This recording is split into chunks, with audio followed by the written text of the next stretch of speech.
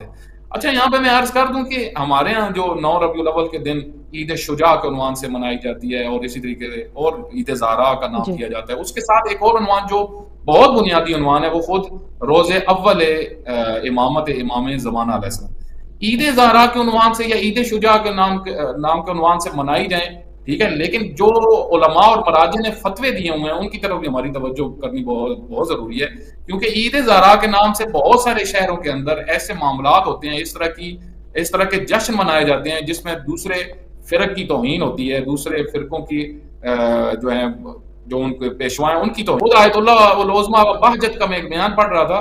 آیت اللہ بہجت فرماتے ہیں کہ عید زہرا کے نام پہ بعض لوگ بعض ایسے کام کرتے ہیں، شاعریاں کرتے ہیں جس کے نتیجے میں دوسرے شہروں میں شیعہ قتل ہو رہے ہوتے ہیں.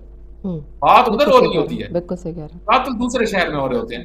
تو ایسی بات نہ کی جائے، ٹھیک ہے، حق جو تشیع کا نظریہ اس پہ باقی رہیں. کوئی یہ نہیں کہتا کہ تشیع کے نظریے سے کوئی ہٹے. اتحاد کا مطلب بھی یہ نہیں ہے کہ تشیع کے نظریے سے آپ ہٹے. اتحاد کا مطلب یہ کہیں پہ بھی نہیں لکھا ہوا کہ اس رویہ نہیں ہے. اپنی تشیع کو اپنے پاس محفوظ رکھیں اور دوسروں کو دلیل کے ساتھ لے کے آئیں، جی تانے نہ لگائیں. تانوں والی روش اہل بیت کی نہیں ہے. بالکل امام صادق علیہ السلام ایک جگہ پہ اپنے گھر میں ہی بیٹھے ہوئے تھے، تو سفیان ثوری وغیرہ بڑے علماء تھے، آ گئے امام کے پاس. امام نے خود ان سے کہا تھا میرے پاس کسی دن آنا، میں تمہارے سے بات کروں گا.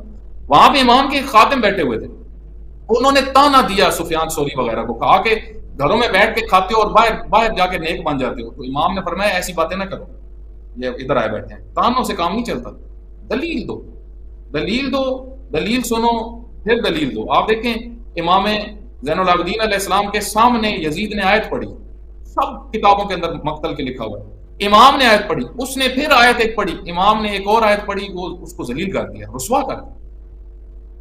یا تو یہ ہوتا ہے کہ اگر اس کے سامنے کوئی دلیل آیت کی بھی لے کے آتا ہے، اس کو پتا ہوتا ہے کہ یہ آیت کا غلط استعمال کر رہا ہے، اس کے سامنے میں نے کس طریقے سے آیت لے کے آیا. لیکن جو قرآن پڑھتا ہی نہ ہو، وہ آپ کہے کہ میرے تو بڑا کوئی شیعہ ہی نہیں.